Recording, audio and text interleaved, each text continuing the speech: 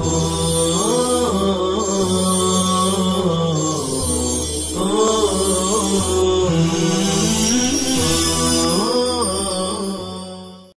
اللہ الرحمن الرحیم الحمد للہ رب العالمین الحمد للہ حمدا کثیرا طیبا مبارکا فیہ یا رب لک الحمد کما ينبغی لجلال وجہک ولعظیم سلطانک سبحان اللہ وبحمدہ عدد خلقہ ورضا نفسہ وزنۃ عرشہ ومداد کلماتہ وصلی اللہ وسلم علی نبینا محمد وعلی آلہ واصحابہ وبارک وسلم تسلیما کثیرا کثیرا۔ بسم اللہ الرحمن الرحیم ولا بأس بالکحل ودہن الشارب لأنه نوع ارتفاق وهو ليس من محظور الصوم وقد ندب النبي صلى الله عليه وسلم إلى الاكتحال يوم عاشوراء وإلى الصوم فيه ولا بأس بالاكتحال للرجال إذا قصد به التداوي دون الزينة ويستحسن دهن الشارب إذا لم يكن من قصده الزينة لأنه يعمل عمل الخضاب ولا يفعل لتطويل اللحية إذا كانت بقدر المسنون وهو القبضة۔ اور سرما لگانے اور مونچھوں میں تیل لگانے میں کوئی حرج نہیں ہے، اس لیے کہ یہ ایک طرح کی آرائش اور آرائش روزے کے منافی نہیں ہے۔ یہ ایک طرح کی آرائش ہے اور آرائش روزے کے منافی نہیں ہے۔ اور نبی اکرم صلی اللہ علیہ وسلم نے عاشوراء کے دن سرما لگانے اور روزہ رکھنے کو مستحب قرار دیا ہے، اور مردوں کے لیے سرما لگانے میں کوئی حرج نہیں ہے بشرطے کہ اس سے علاج مقصود ہو، زینت مقصود نہ ہو، اور مونچھ میں تیل لگانا مستحسن ہے جب اس کا مقصد زینت نہ ہو، اس لیے کہ تیل خضاب کا کام کرتا ہے۔ اور داڑھی بڑھانے کے لیے ایسا نہ کیا جائے جب داڑھی مقدار مسنون میں ہو اور وہ ایک مٹھی ہے۔ عزیز طلبہ اکرام، سرما لگانے اور مونچھوں وغیرہ میں تیل لگانے کا حکم، مسئلہ یہ ہے کہ روزے دار کے لیے سرما لگانے اور مونچھ میں تیل لگانے میں کوئی حرج نہیں ہے، کیونکہ یہ چیزیں آرائش زندگی میں سے ہے، اور بحالت صوم آرائش کرنا مکروہ یا ممنوع نہیں ہے، بلکہ یہ امر مندوب اور مستحسن ہے۔ اور خود نبی اکرم صلی اللہ علیہ وسلم سے عاشوراء کے دن روزہ رکھنے اور سرما لگانے کا استحباب مروی ہے۔ اسی طرح مردوں کے لیے بغرض علاج سرما لگانے میں کوئی حرج نہیں ہے، البتہ زینت کے لیے مردوں کے حق میں سرما لگانا مکروہ ہے، کیونکہ زیب و زینت عورتوں کا خاصہ ہے نہ کہ مردوں کا۔ اسی طرح اگر زیب و زینت مقصد نہ ہو تو مونچھوں میں تیل لگانے میں کوئی حرج نہیں ہے، کیونکہ تیل خضاب کا کام کرتا ہے اور خضاب لگانا مسنون و مستحب ہے۔ ولا يفعل لتطويل اللحیہ، فرماتے ہیں کہ اگر کسی شخص کی داڑھی مقدار مسنون کے مطابق یعنی ایک مٹھی ہو تو داڑھی بڑھانے اور لمبی کرنے کی غرض سے تیل لگانا نہیں چاہیے، کیونکہ یہ بھی زیب و زینت میں داخل ہے اور عورتوں کے بال لمبا کرنے کے مشابہ ہوگا، جبکہ مردوں کے لیے عورتوں کی مشابہت اختیار کرنا درست نہیں ہے۔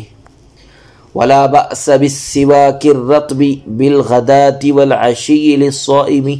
لقوله صلى الله عليه وسلم خير خصال الصائم السواك من غير فصل، وقال الشافعي رحمه الله تعالى يكره بالعشي لما فيه من إزالة الأثر المحمود وهو الخلوف فشابه دم الشهيد، قلنا هو أثر العبادة والأليق به الإخفاء بخلاف دم الشهيد لأنه أثر الظلم، ولا فرق بين الرطب الأخضر وبين المبلول بالماء لما روينا۔ اور روزے دار کے لیے صبح و شام تر مسواک کرنے میں کوئی حرج نہیں ہے، اس لیے کہ آپ صلی اللہ علیہ وسلم کا ارشاد گرامی ہے، روزے دار کی بہترین خصلت مسواک ہے۔ بغیر کسی تفصیل کے۔ امام شافعی رحمہ اللہ تعالیٰ فرماتے ہیں کہ شام کو مسواک کرنا مکروہ ہے، کیونکہ اس میں پسندیدہ اثر یعنی خلوف، روزے دار کی منہ کی بو کو زائل کرنا ہے، لہذا یہ خون شہید کے مشابہ ہو گیا۔ ہم کہتے ہیں وہ عبادت کا اثر ہے اور اخفاء اس کے زیادہ لائق ہے برخلاف دم شہید کے، کیونکہ وہ ظلم کا اثر ہے، اور سبز، تر اور پانی سے تر کی ہوئی مسواک کے درمیان کوئی فرق نہیں ہے اس حدیث کی وجہ سے جو ہم نے روایت کی ہے۔ پیارے بچوں، روزے میں مسواک کرنے کا حکم۔ صورت مسئلہ یہ ہے کہ ہمارے یہاں روزے دار کے لیے صبح و شام ہر وقت مسواک کرنے کی اجازت ہے، مسواک تر ہو یا پانی وغیرہ میں بھیگا کر تر کی گئی ہو، بہر صورت اس کا استعمال مباح ہے اور کوئی کراہت یا قباحت نہیں ہے۔ حضرت امام شافعی رحمہ اللہ تعالیٰ فرماتے ہیں کہ صبح سے لے کر زوال تک تو مسواک کرنے کی اجازت ہے اور اباحت ہے،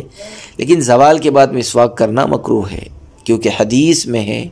لخلوف فم الصائم اطیب عند اللہ من ریح المسک،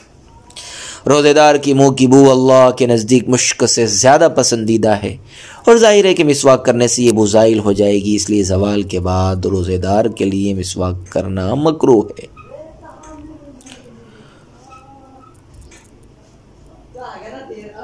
اور یہ اور یہ بو، یہ روزے دار کے منہ کی بو، یہ روزے دار کے منہ کی بو دم شہید کے مشابہ ہے، یعنی جس طرح شہید کے خون وغیرہ کو نہیں دھویا جاتا اور لت پت ہونے کی حالت میں اسے دفن کر دیا جاتا ہے، اسی طرح روزے دار کے لیے بھی اپنے منہ وغیرہ کو صاف کر کے خلوف کو زائل کرنا مناسب نہیں ہے، بلکہ اسے اسی حالت میں روزہ مکمل کرنا چاہیے۔ ہماری دلیل یہ ہے خیر خلال الصائم السواک، روزے دار کی بہترین خصلت مسواک کرنا ہے، اور اس حدیث سے ہمارا وجہ استدلال یوں ہے کہ اس میں مسواک کرنے کو روزے دار کی عمدہ خصلت قرار دیا گیا ہے، اور صبح و شام کی کوئی قید اور تفصیل نہیں ہے، لہذا جس طرح صبح کے وقت مسواک کرنا مباح ہوگا، اسی طرح شام کے وقت بھی مسواک کرنا مباح ہوگا۔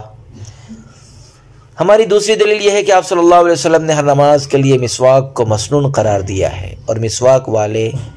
وضو کی نماز کو دیگر نمازوں سے 70 گنا افضل قرار دیا ہے، اور ان حدیثوں میں بھی عام حکم بیان کیا گیا ہے، اور رمضان یا غیر رمضان کی کوئی تفصیل نہیں ہے، لہذا ان حوالوں سے بھی ہر وقت مسواک کرنے کی اباحت ثابت ہوتی ہے، اور صبح و شام کی کوئی تخصیص سمجھ میں نہیں آتی ہے۔ قلنا ہوا، حضرت امام شافعی رحمۃ اللہ علیہ نے خلوف کو دم شہید پر قیاس کیا تھا، بو کو شہید کے خون پر قیاس کیا تھا، یہاں سے اسی قیاس کی تردید کی جا رہی ہے۔ فرماتے ہیں کہ خلوف کو دم شہید پر قیاس کرنا درست نہیں ہے،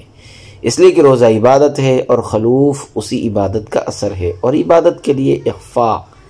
زیادہ مناسب ہے، اور اخفاء اسی وقت ممکن ہوگا جب منہ کی بو زائل کر دی جائے۔ اس کے برخلاف شہیدوں کا خون ہے تو اس کا اظہار ہی مناسب ہے،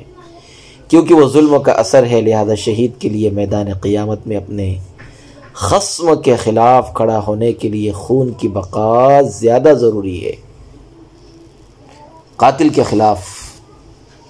کھڑا ہونے کے لیے خون کی بقا زیادہ ضروری ہے۔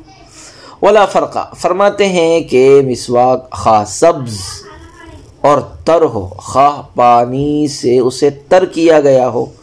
دونوں صورتوں میں اس کا استعمال مباح ہے اور کوئی کراہت نہیں ہے، کیونکہ حدیث خیر خصال الصائم مطلق ہے، اور اس میں مسواک کے تر یا خشک ہونے کی کوئی تفصیل نہیں ہے۔ دراصل یہ عبارت امام ابو یوسف رحمہ اللہ کے اس قول کی تردید میں لائی گئی ہے جس میں وہ اس بات کے قائل ہیں کہ اگر مسواک کو پانی سے تر کیا گیا ہو اور پانی میں بھگو کر اسے رکھا گیا ہو تو اس کا استعمال مکروہ ہے، لیکن ہماری پیش کردہ حدیث کا اطلاق ان کے خلاف حجت ہے۔ فصل ومن كان مريضا في رمضان فخاف إن صام ازداد مرضه أفطر وقضى، وقال الشافعي لا يفطر هو يعتبر خوف الهلاك أو فوات العضو كما يعتبر في التيمم، ونحن نقول إن زيادة المرض وامتداده قد تفضي إلى الهلاك فيجب الاحتراز عنه۔ جو شخص رمضان میں بیمار ہو اور اسے یہ اندیشہ ہو کہ اگر وہ روزہ رکھے گا تو اس کا مرض بڑھ جائے گا تو وہ روزہ افطار کر لے اور اس کی قضا کرے۔ حضرت امام شافعی رحمہ اللہ تعالی فرماتے ہیں کہ روزہ افطار نہ کرے،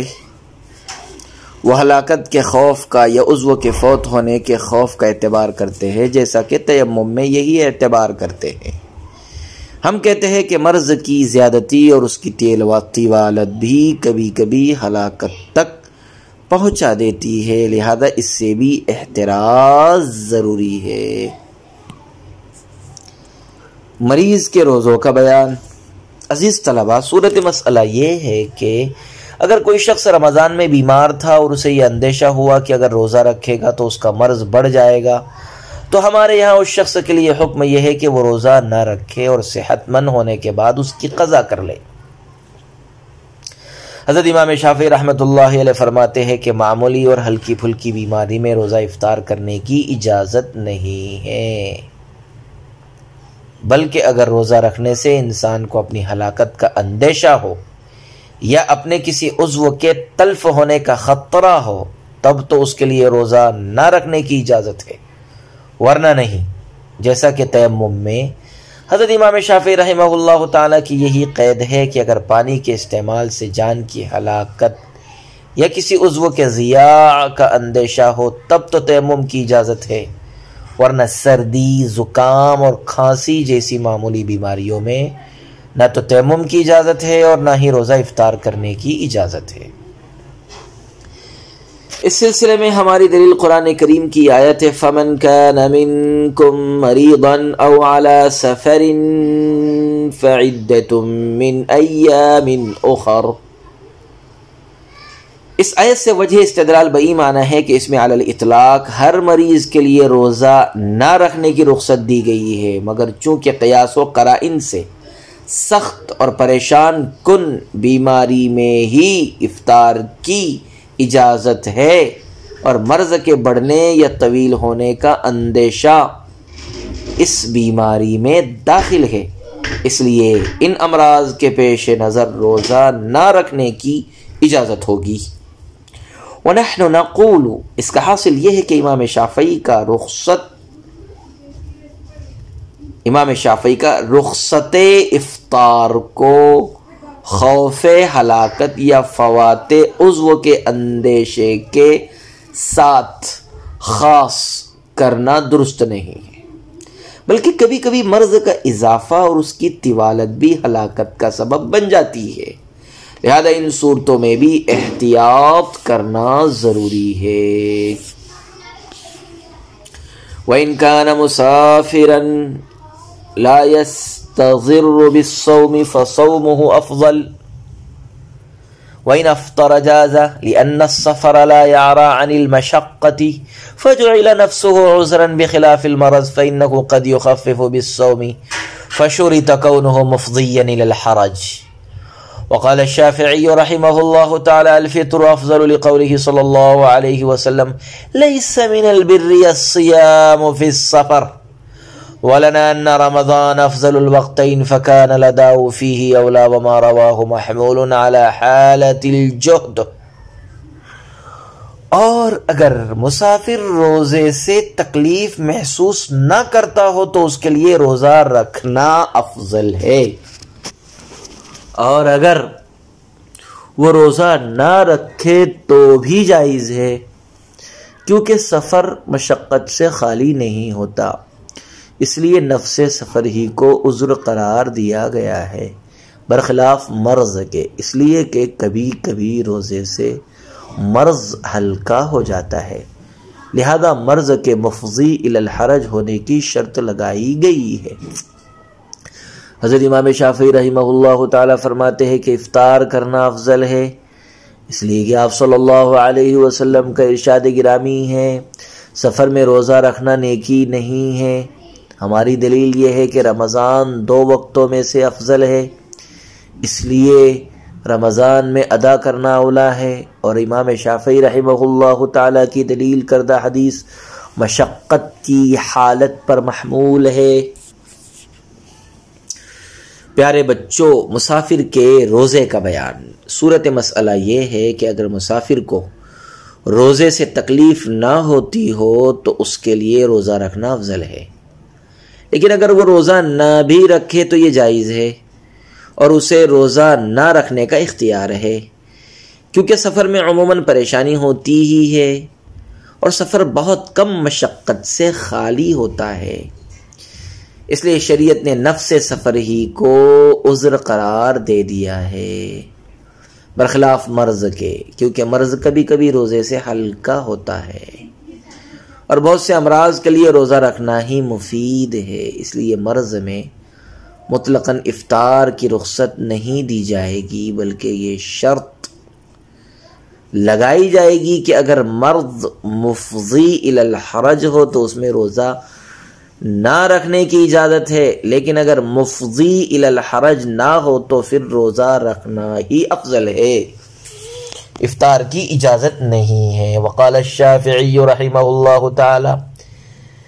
فرماتے ہیں کہ حضرت امام شافعی رحمہ اللہ تعالی کہ یہاں مسافر کے لیے مطلقاً افطار کرنا افضل ہے، خواہ اس کو سفر میں پریشانی ہو یا نہ ہو، کیونکہ حدیث میں ہے لیس من البر الصیام فی السفر،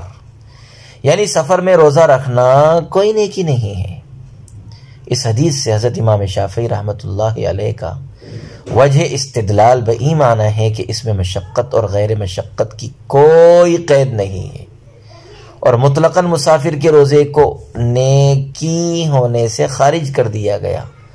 لہذا مسافر کے لیے مطلقاً افطار افضل ہے۔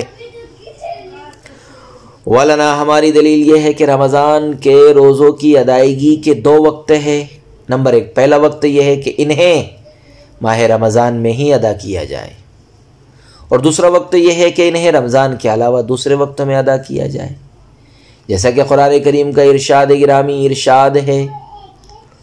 فَمَن شَهِدَ مِنكُمُ الشَّهْرَ فَلْيَصُمْ وَمَن كَانَ مِنكُم مَّرِيضًا أَوْ عَلَى سَفَرٍ فَعِدَّةٌ مِّنْ أَيَّامٍ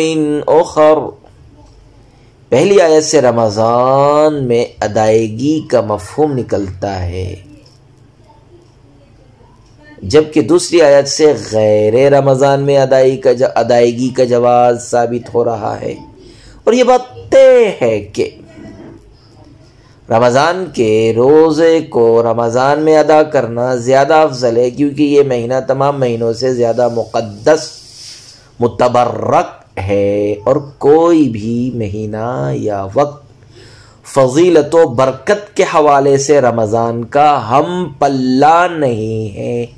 اسی لیے ہم کہتے ہیں مسافر کو رمضان میں روزہ رکھنے میں اگر کوئی پریشانی اور دشواری نہ ہو تو اس کے لیے روزہ رکھنا ہی افضل ہے۔ رہی وہ حدیث جسے امام شافعی رحمۃ اللہ علیہ نے بطور دلیل پیش کیا ہے، تو اس کا جواب یہ ہے کہ وہ حدیث مشقت کی حالت پر محمول ہے، اور مشقت کی صورت میں ہم بھی تو یہی سمجھتے ہیں کہ مسافر کے لیے روزہ نہ رکھنے کی اجازت ہے۔ وَإِذَا مَاتَ الْمَرِيضُ وَالْمُسَافِرُ وَهُمَا عَلَى حَالِهِمَا لَمْ يَلْزَمْهُمَا الْقَضَاءُ لِأَنَّهُمَا لَمْ يُدْرِكَا عِدَّةً مِّنْ أَيَّامٍ أُخَرَ، اور جب مریض اور مسافر مر گئے حالانکہ وہ دونوں اپنی حالت پر تھے تو ان پر قضا لازم نہیں ہے، کیونکہ یہ دونوں ایام اخر سے یعنی قضا کرنے کے بقدر دن نہیں پا سکے ہیں۔ پیارے بچوں، مریض اور مسافر روزہ قضا کرنے کے بعد اسی سفر یا مرض میں فوت ہو گئے تو ان کا کیا حکم ہے؟ مسئلہ یہ ہے کہ اگر مریض اور مسافر نے مرض اور سفر کی وجہ سے روزہ نہیں رکھا تھا اور اسی مرض اور سفر کے دوران ان کی وفات ہو گئی تو ان کے ذمے سے فریضہ ساقط ہو جائے گا اور ان پر قضا یا فدیہ لازم نہیں ہوگا، کیونکہ مرض اور سفر کے علاوہ انہیں اتنا موقع ہی میسر نہیں ہوا۔ اتنا موقع میسر نہیں ہوا جس میں وہ فوت شدہ روزوں کی قضا کرتے، لہذا جب انہیں قضا کا موقع ہی نہیں ملا تو ظاہر ہے کہ ان کی طرف سے قضا کے سلسلے میں کوئی کمی اور کوتاہی نہیں پائی گئی، اس لیے قضا نہ کر سکنے کی صورت میں ان پر کوئی مواخذہ بھی نہیں ہوگا۔ وصلی اللہ وسلم علی نبینا محمد وعلى آله وأصحابه وبارك وسلم تسليما كثيرا كثيرا۔